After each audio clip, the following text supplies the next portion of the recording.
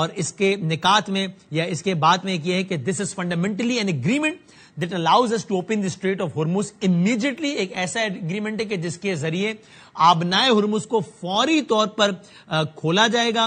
ایران جو ہے اس CNN کی خبر کے مطابق اور وہ کہہ رہا ہے کہ امریکنز نے جاری کیا ہے آبنائے ہرمز فوری طور پر کھولا جائے گا.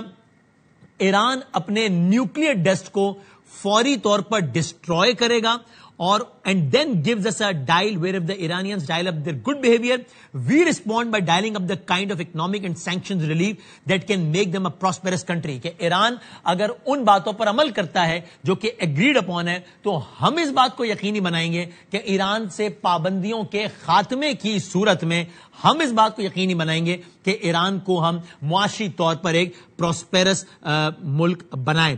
یہ جو میمورنڈم ہے یہ فرائیڈے کو سائن ہوگا. 60 دنوں کی اس کے بعد ونڈو ہوگی کہ جس میں مزید چیزیں ہوں گی.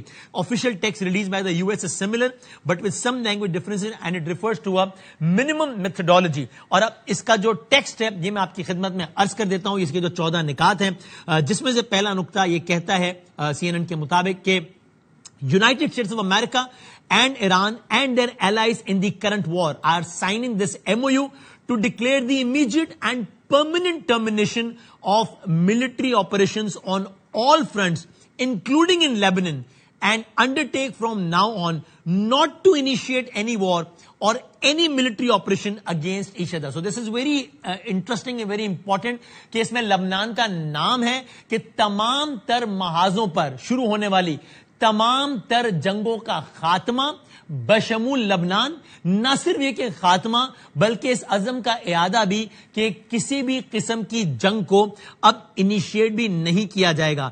ایک دوسرے کے خلاف طاقت کے استعمال سے بھی اعتراض برتا جائے گا، ایسا نہیں ہوگا. The final deal will confirm the permanent termination of war on all fronts including in Lebanon. تو پہلا نقطہ تو یہ کہتا ہے کہ یہ MOU اس بات کو یقینی بنا رہا ہے کہ جاری جنگ کو فوری طور پہ ختم اور کسی بھی قسم کے محاذ کو دوبارہ نہیں کھولا جائے گا.